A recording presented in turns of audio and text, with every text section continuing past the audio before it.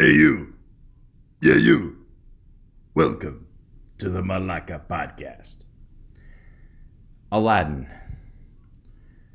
Well, I woke up a couple days ago and, I go on YouTube as a lot of people, do to start off their day. And then I saw they're making a new Aladdin movie in 2019. And I don't know, for some reason they picked Will Smith to be the genie. Um, all right. So then I'm like, okay, whatever. I mean, maybe this could work. Maybe I don't know. He'll surprise all of us. Maybe I don't know. And then they showed the trailer, of him in blue whatever, looking like a big ass Papa Smurf whatever, and yeah, it looked absolutely horrible. Um, it really just proves my theory that you should not make cartoons into real life motion pictures. It just never works, you know. I mean, I remember watching the Flintstones in the mid '90s. I love John Goodman. I love Rick Moranis, but it's just not the same. I mean, a lot of people were saying, the plot was a lot of it wasn't there. And sure, we got to see the lovely Halle Berry at her best, but at the same time, it sucked. And it's not because of whatever. It's nobody's fault. It's just it's hard to picture that motion cartoonish movement in real life, and it's just almost impossible to pull off. And now Will Smith is trying to take on a role that Robin Williams made so iconic. I mean, again, I got nothing against Will Smith. I grew up watching The Fresh Prince, the Bad Boys movies, Independence Day, all that, welcome to Earth.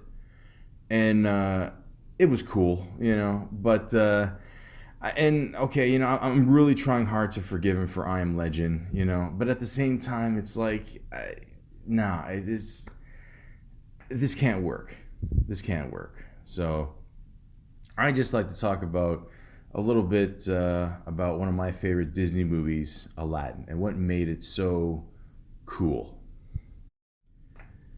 Now, apparently, the Aladdin story was added to the collection by a French translator, Antoine Galland, in the early 18th century. Although a lot of people say it starts as early as 1704. But I wasn't around then, so I'm just going to assume either one.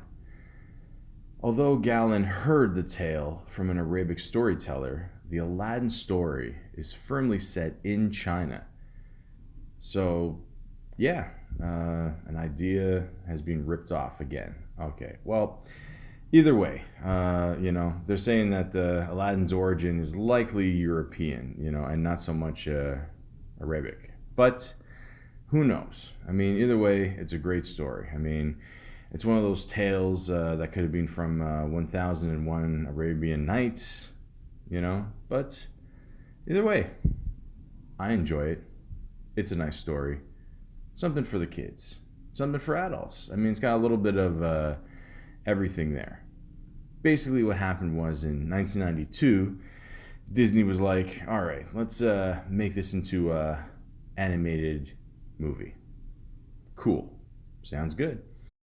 So basically, this movie's about a guy who basically just grows up in the streets, and he's got a little monkey called Abu, and they're just trying to survive. They're stealing bread from vendors, and they're just trying to make the best out of a bad situation. I always wondered though, like, how did he end up on the streets? You know, and a lot of people, like, do you notice a lot of people that live on the streets for some reason always have like a dog or a monkey or I don't know, like a little bird maybe they can control. I don't know. I don't know. I always find that funny. But at the same time, like how did he end up like this? I mean, they never really told that backstory. I mean, if they did, I wasn't paying attention. I was just, you know, really mesmerized by all the different colors and I mean, maybe he had a bad divorce. I mean, who knows, But anyways, so he's on the street, and he meets this one dude. Um, the whatever. I don't know. I forgot his name. I'll be honest. Actually, I'd like to go back to Aladdin for a sec there. The voice of Aladdin was actually played by a white guy. So, yeah. I mean, you know, I, I'm just saying. I mean, personally, I think it should be, done by, an Arabic guy, But all right, all right. Yeah. So basically, he finds the dude on the street there, and he tells him about some magical cave that's in the desert, and I don't know, like again, for some reason, the cave is like a big tiger head, and it's blue, and I don't know, it looks really cool. Like I just remember seeing this movie as a kid, and I don't know, the visuals were really cool. I mean, that's what really caught me. So, but yeah, he's walking the streets there, whatever, and then it goes to Princess Jasmine there, uh, who's also voiced by a white person. Um, Huh. Okay. Anyways, so she's kind of pissed off because she has to go out with some guy that her father's trying to set her up with, like future marriage and all that. And oh man, that's crazy. Actually, what's funny is like I had a buddy who has was becoming a doctor, and like he had to do like the whole thing, like like 7 years of school and then 3 years of med school, and he started this when he was about 20, right? And then like when he hit 30, apparently he's in an arranged marriage. So you know I'm just saying it sucks. I mean, to go through all that and you can't enjoy like being a doctor, telling women, hey, I'm a doctor, but anyways, this has nothing to do with the movie. I just thought I'd throw this in there. So, anyways, yeah. Jasmine meets up with Aladdin, and Aladdin doesn't know that she's a princess, whatever. She just wants to roam the streets without being harassed, whatever. And they start talking, and they got a good little thing going there, and. But then she disappears, whatever, and he's like, "Hey, what's going on?" Like I know I know I don't have a lot here, but I got a monkey, and I'm working on my future, whatever, building my shit up. So, but yeah, she's like, okay, yeah, maybe I'll see you later, whatever. So that's cool. So then, Aladdin, eventually goes, to the cave there, and because I think Jafar there, Jafar is like the main bad guy. He's this big, scary looking dude, and apparently he's controlling the king, which is Jasmine's father there, and he's jealous. He's not getting her because I don't know, he's got a kind of a weird face, whatever, and so he's like, all right, I hear about this lamp, I don't know. I guess he was a I Dream a Genie fan, whatever. And he's like, hey, I want to get the lamp, get the powers, and all that. So but I'm not willing to work for it. Fuck it. I'm gonna get Aladdin here, and the monkey to get it for me. So then he goes in there, and he's walking around. He sees a bunch of cool shit, whatever, a whole bunch of jewels and stuff. But he's told like, don't touch the jewels, or else the shit'll go ape shit, whatever. And yeah, and then like he finds the lamp, he rubs the lamp, and then magically this big ass blue genie pops out, and it's played by Robin Williams. Now, I'm not going to lie to you. I mean, it sounds like I don't really give a shit about this movie. The truth is, every time I start watching this movie, I start the movie right when Robin Williams pops out of the lamp. Because to me, that's when the movie starts. So, and you couldn't have picked a better guy than Robin Williams to play this role. This is definitely one of his biggest iconic roles he ever did. You know, Robin Williams has always just been a big ball of energy, and put him in front of a microphone and forget it. Just push record and enjoy the show. So. And if anything, before when they made this movie, they actually took a lot of his stand up and they put animation behind it just to get an idea of how it would look on the film. So, I mean, they were really excited to get Robin Williams. And who wouldn't be? Listen, if you don't know who the fuck Robin Williams is by now, go do your research. I mean, this is a guy who had such range as an actor. Like, he would play crazy roles like 1 Hour Photo, Popeye, Dead Poet Society, and his stand up was excellent too. I mean, if you ever see him do the whole impersonation of going down on a woman, that's all I'm going to say. But he was just this big ball of energy. So to trap him in a recording studio and just let him go nuts for hours on end is just basically a gift from God for everybody. I mean, just to watch that. I mean, even on set, I was told that he would find out if like a crew member had a birthday or if someone had a kid, like he would just get them gifts, and he was just a joy to be around. So, to have that kind of energy for this film, especially for this role, it's pretty awesome. Not dressing like an old lady and Ms. Doubtfire, awesome, but still pretty awesome.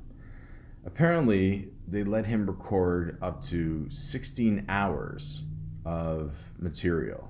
And considering the movie's what, like an hour and a half? I mean, where's where's all this footage? You know, it's like a couple years ago when I found out that they finally released the unseen footage of Chris Farley in Shrek.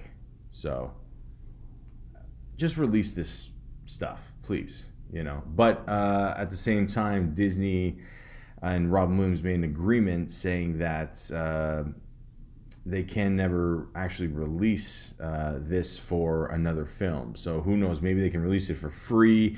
But Robin Williams never wanted it to be, like, okay, well, you got all this, and now you can make like another 10 movies out of this. Like, he didn't want to cheapen it. So I always thought that was a good move. And apparently, too, they wanted some other actors to play the genie before Robin Williams. I think they asked Eddie Murphy, John Candy, and Steve Martin. But I think it's pretty safe to say that it worked out pretty well. Although for some reason, and I'll never understand this, when they offered him obviously money for the role, he basically took just the SAG minimum. Now with SAG, if you're an actor, you're part of a union, and worst case scenario, you do get a certain amount of money. It doesn't matter if you're on set for a minute or a week. You'll still get a decent amount of money. I don't know why he didn't take more money. Apparently, he wanted to do another movie, and he decided, you know what, Disney helped me out. Pulled himself out of a not a bad situation with movies or whatever. I mean, he was kind of doing a lot of movies that weren't making that much money, but apparently they even offered him points as well, and he turned that down. So he's just like, listen, I got this one project in mind, and the movie was called Toys. Now, I saw bits and parts of this movie. I tried to watch this movie. I'm not gonna lie, I didn't like this movie at all. I'm sorry. It's just one of those movies that it just feels like it drags on, whatever. But a lot of actors do that. They'll just say, "Listen, let me do this one project I'm really passionate about, and then I'll help you out with this project." So, that's how that worked out. But apparently, all Robin Williams wanted was for the movie Aladdin to focus more on the main character, Aladdin, and not so much the genie. But they put out so many posters that were just blue and with the genie, and it was some weird deal that they had where they can only advertise like 20-25% of his character. And if you see one of the movie posters, they only, did just that. Like on the top of the poster, it takes up like literally a quarter of the space. And, apparently there was no written contract. So they, you know, basically just did what they wanted, and they ignored Robin Williams' wishes. And, yeah, that's unfortunate, because like I said before, he did this role for next to nothing, and they couldn't even follow that up. Kind of reminds me of when Heath Ledger did A Knight's Tale, and when the movie poster came out, it was just all him. It was just a big face of him, just basically selling the movie like that, and Heath Ledger hated that, so he wanted it to be more focused on the movie, and Disney tried to make up for this, but I don't know. They did one weird thing. I mean, they gave him an actual Picasso painting that was worth $1 million, just to kind of just say, look, our bad. And yeah, apparently with Robin Williams that wasn't good enough, but there's nothing he could really do at this point. I mean, he ad-libbed so many of his lines that the actual hard script was rejected for Best Adaptation Screenplay for the Academy Awards. I mean, it's Robin Williams. I mean, like I said before, just push record and let him do his thing. Even in the beginning, where the street merchant is, telling, the story, whatever, that's Robin Williams' voice. And the whole thing was completely unscripted. They just put him in front of a microphone and just say, hey, just talk about this, it's a story about a genie, lamp, whatever, blah, blah, blah, blah, blah. That's it. Boom. That's how talented this guy was, So I just feel bad that, worst case scenario, he couldn't get any points. I mean, I heard the movie made like $500 million. So, I mean, even if you got like a couple points, I mean, that's a nice little piece. But yeah, I think people know, what Robin Williams is really worth. And, that'll always be remembered. But again, let's get back to the movie. So the genie's, just talking to Aladdin. He's like, thanks for freeing me, just get to get out there and stretch, whatever. And he's like, listen, I'm going to grant you 3 wishes, but ex-nay on wishing for 3 wishes. And of course, Aladdin doesn't believe this. And Genie, whips out the song, you ain't never had a friend like me. Now, I'm not going to attempt to sing this song, although my voice is very beautiful. I'm just not going to do it. It's one of those things where you just got to check it out for yourself. I would say that song and the Whole New World song is probably the most memorable songs of the movie, for sure. Now, Aladdin at this point is like, all right, so you can grant me any 3 wishes I want. But he still gives him 3 rules that he has to follow. 1, he can't kill anybody. And 2, he can't make anybody fall in love. And 3, he can't bring anybody back from the dead. So, unfortunately, Elvis does not make an appearance in this movie. Oh, that blue genie is pretty funny. I like it. I like it very much. Anyways, so they got to get out of the cave. He tricks the genie into saying, you probably can't get me out of the cave. And of course, he gets him out of the cave. He's telling him, okay, so I got 3 wishes. He's like, nah. You only got 2 wishes left. He's like, no, I didn't wish to get out of the cave. You did that on your own.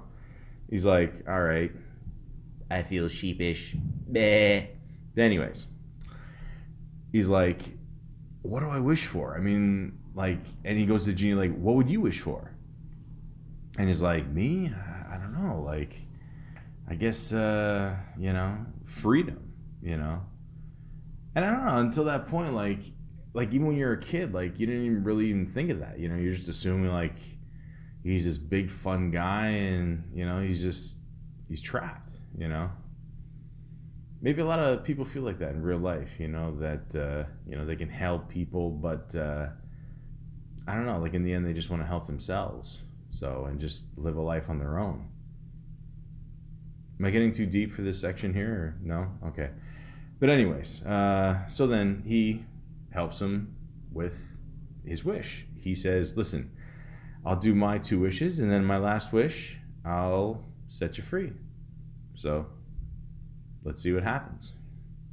So, in the meantime, Aladdin's like, you know what? Let's make me a prince. Because no woman could resist a prince, right? You know? I always wonder, like, how come he didn't make himself like a king? I mean, like, is a prince, like, more chill? Like, I don't know, maybe a prince, like, makes you sound younger? I don't know. I always wondered that. But, anyways, what's another good thing I haven't even mentioned yet is that some of the references that the genie makes. I mean, Robin Williams is just fucking awesome. I mean, like he does. I mean, if you're like a 15-year-old or 20-year-old, I mean, like people are gonna go back and like watch this movie because the new one's coming out soon, and they're not gonna get like a quarter of these references. I mean, there's a part where he says, "A genie, I wish you to make me a prince," and he's like, "All right." Woo, woo, woo, woo. Obviously, that's Arsenio Hall. I know that, because I'm older. But, a lot of the kids aren't going to know that. I mean, he did a reference from the dude from Duck Soup, like what was that made in like the 40s or whatever? I don't know. But, anyways, yeah, he did a lot of good references like Ed Sullivan, Jack Nicholson, Arnold Schwarzenegger. I mean, just the list goes on. I mean, you just get the whole package with Robin Williams. I mean, it's just endless, the impersonations. So the genie's doing his thing. He's just, dressing him up, with the whole chic look, whatever. He turns Abu the monkey into an elephant. I don't know what the purpose of that was, but anyways, I think he made like a Dumbo reference or something like that. I mean, even when he was looking in the book there, just doing all these like cool recipes and all that to make the costume. I mean, even the crab shows up from the Little Mermaid there. Anyways, but yeah, back in town there, the king is just feeding Jafar's parrot there crackers, which is something I should have mentioned before. This might be one of my favorite roles that Gilbert Gottfried has ever done. That and obviously the cameos he made in the Problem Child movies, and I think he was in Beverly Hills Cop 2. And yeah, so the name of the parrot is Iago. And again, I mean, like Robin Williams being the genie, I don't think they could have picked a better guy to play the voice for the parrot. I mean, this is just fucking hilarious, So he's got that great voice. And then years later, he did another voice of a bird, the duck for Affleck, So I guess they loved him so much they got him just more bird roles, I guess. He was typecast as a bird. Okay, so anyways. Yeah, so again, Jafar is just, trying to control the king there with his staff there. Yeah, I should have mentioned that before. He's got this long kind of sorcerer stick, whatever, and he's just trying to, control the king, and, he's not doing a good job. He somehow always gets interrupted, and then, Aladdin shows up in I forgot the name of the town. It doesn't matter. The point is, he's just trying to impress Jasmine there. Jasmine's not having it, because Jasmine's not into material things, Yeah, Actually, now that I think about it, I don't know. Jasmine kind of looks like if, like, Maya, the singer, and Kim Kardashian had, like, a kid, So that's it's kind of a similar look. They said apparently that the look of Jasmine actually came from, at the time, Jennifer Connelly. So, that's cool, Yeah, so Aladdin is just, trying to impress her and all that. And he says a line. Well, he said a line before, like when they met up in town there, or whatever. Like, do you trust me? And then at that point, when he said that, because he's just like riding on the cool carpet, whatever, because he thought that he just walked off the ledge because they were just talking on the balcony there. And he's, hey man, it's a cool magic carpet. I mean, it's, yeah, you don't need gas for that shit. And he says again, do you trust me? And they just go for a cool carpet ride and a whole new world, and all that cool shit. And she slowly starts to fall in love with him. So yeah, I guess the cool getup paid off. Plus the carpet, can't forget the carpet. So yeah. But then she sees him like without the hat, and he's like, "Oh, you're the commoner dude that I met in town, and are you really a prince?" And he's like, "No, no, no, I'm a prince," and whatever. He's just trying to bullshit his way through it, like most guys are. And apparently, every time he lies, the feather in his hat goes down. I never noticed that, but someone else did, so that's why I'm just putting it in this podcast. But yeah. So yeah, he still drops her off, whatever there, back at home, and but then he gets kidnapped, and then they, by Jafar and the other Malakas there, and then they toss him in the water, and he can't say shit, he's just drowning, whatever, and then the genie swoops in there, and he's like, hey, I can't free you unless you say something, he's like, ah, genie, why'd you save me, and then he uses his voice and he raises him up, whatever. And then he uses his 2 wishes already. So, he's like, okay, what can I do? But before he can, tell the genie this, he confronts Jafar, and he finds out that, Jafar is controlling him with the staff, whatever, breaks it, and Jafar takes off, but then the king realizes, hey, these two really like each other, and I don't know. And then afterwards, like, Aladdin's kind of feeling guilty, I guess, because, he can't use up the last wish, like I said before, and yeah, he's got to break it to Genie there, and then Genie whips out the actual script of Aladdin, and then he says, psst, your line is, I'm going to free the genie anytime. But of course he can't, and Aladdin just feels really guilty about that, and he's just telling off all his elephant and carpet friends there, and he doesn't know what to do at this point. But Jafar, he knows exactly what to do, so he sends Gilbert Godfrey there to steal the lamp, and he does end up stealing it. And then, of course, he takes control of the genie, and, it pretty much all goes to shit. Yeah, I forgot to say this. I should have said this about 28 minutes ago, but spoiler alerts are coming. Anyways, so they're about to, fight it out, because, he sent Aladdin to what appeared to be Alaska. And then all of a sudden, the carpet saved him, brings him back there, and they fight it out. I won't give anything away. I mean, just put the clues together. It's a Disney movie. It's gonna end well. Don't worry. Everything ends up fine in the end there.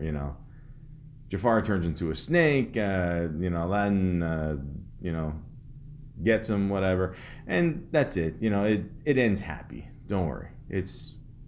It's good, Oh, and spoiler alert again. The genie ends up being free. Aladdin is man of his word. After a while, but he eventually wishes him free. So that's cool. And the king's like, you don't got to be a prince to marry my daughter. Da da da da dee. This is what it sounds like when doves cry, whatever. And they end up getting married, and happily ever after.